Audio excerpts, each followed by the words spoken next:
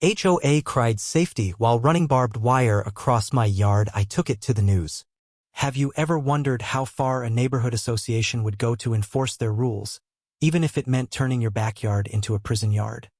In the quiet suburb of Maplewood Estates, Clara Thompson woke up to a nightmare. Overnight, her pristine backyard, her sanctuary of blooming wildflowers and a small vegetable garden, was sliced in half by a jagged line of barbed wire. The Homeowners Association, HOA, had struck without warning, claiming it was a safety measure to deter trespassers from the adjacent undeveloped lot. Clara, a single mother and high school teacher, stood frozen, staring at the rusted metal coiling through her petunias. Her 6-year-old daughter, Lily, tugged at her sleeve, asking why their garden looked like a war zone. The HOA's notice, slipped under her door at dawn, cited vague community safety concerns and demanded compliance or a $2,000 fine. Clara's blood boiled. This wasn't just about her yard, it was about her home, her peace, and her daughter's safety. The HOA had crossed a line, and she wasn't about to let them get away with it. Clara didn't waste time. She grabbed her phone, snapped photos of the barbed wire cutting through her garden, and called the HOA president, Karen Whitaker, a woman known for her iron grip on the neighborhood's aesthetics. Karen's voice was syrupy sweet but unyielding. "It's for the community's protection, Clara," she said. "That empty lot attracts vagrants. We can't have riffraff wandering into our yards." Clara pressed for details. Where was the evidence of trespassers? Why no vote or notice?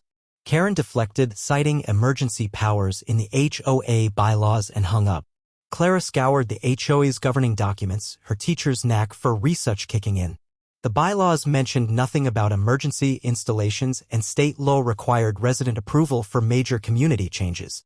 Karen was lying, and Clara knew it. The next day, Clara knocked on her neighbors' doors, expecting outrage. Instead, she met shrugs and whispers.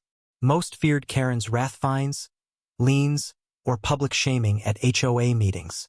But one neighbor, Javier, a quiet mechanic who'd lived in Maplewood for a decade, revealed a twist. He'd seen Karen's husband, a contractor, unloading the barbed wire from his truck the night before. "It's not about safety," Javier confided. "Karen's been trying to buy that lot cheap for years. She's scaring people into supporting her security plan to pressure the owner." Clara's jaw dropped. The barbed wire wasn't just an overreach, it was a scheme.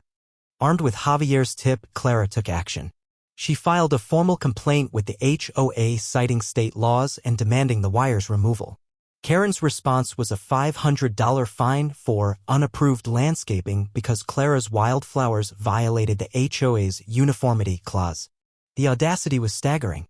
Clara, now furious, contacted the local news station, WKLN, known for exposing community injustices.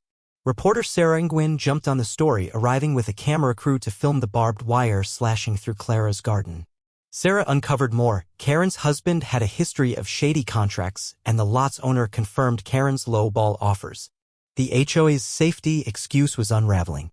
The news segment aired that evening, titled HOA Horror, Barbed Wire in a Family's Backyard. Maplewood residents flooded WKLN's inbox with their own HOA grievances, fines for kids' toys, bans on native plants, even a veteran sued over a flagpole. The community's simmering resentment boiled over. At the next HOA meeting, Clara arrived with Javier, Sarah, and a crowd of neighbors who'd found their courage. Karen, flanked by her board, tried to spin the narrative, claiming the barbed wire protected property values. Clara stood, holding photos of her ruined garden, and read the state law aloud. HOAs couldn't alter private property without consent. The room erupted in applause. Javier then dropped the bombshell about Karen's husband producing receipts from the contractor's truck. Gasps filled the air. Karen's face turned crimson as she stammered, unable to deny the evidence. The confrontation peaked when Sarah revealed a recording from the lot's owner, who'd rejected Karen's latest offer days before the wire appeared. The crowd turned hostile, demanding Karen's resignation. Clara, voice steady, proposed a vote to remove the board and amend the bylaws. The motion passed overwhelmingly. Karen stormed out, threatening lawsuits, but the damage was done. Within weeks, the barbed wire was gone, Clara's garden restored, and Karen's husband faced an ethics probe for his contracts. The new board, led by Javier, prioritized transparency and resident input, even approving Clara's wildflowers as a model for eco-friendly yards. Clara stood in her garden months later, Lily planting seeds beside her. The scars from the barbed wire had faded, much like the HOA's old tyranny. The news story had sparked a citywide push for HOA reform, with residents sharing their stories online, echoing Clara's fight. She'd turned her anger into change, proving one voice could topple a bully. Her victory wasn't just personal, it was a beacon for others trapped under petty dictators like Karen. What do you think? Did Clara do the right thing by taking her fight public, or should she have stayed quiet to avoid conflict? Share your thoughts below.